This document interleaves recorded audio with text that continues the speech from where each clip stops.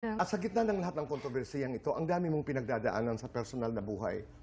Patawarin mo ako, ha? Pero sa gitna ng lahat ng ito, naghiwalay ang mom and dad. Paano mo kinaya ang lahat ng ito?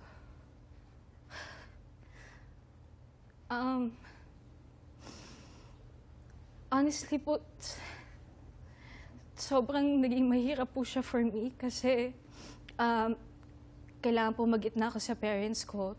Tapos habang nangyayari yun, merong mga fake issues about me. Nakadabubuksan ko yung Facebook, TikTok, even Reddit.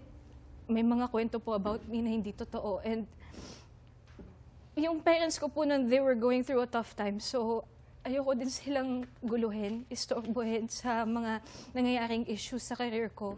So, naging mahirap po talaga siya kasi somehow I had to face it alone, especially nung minor po ako.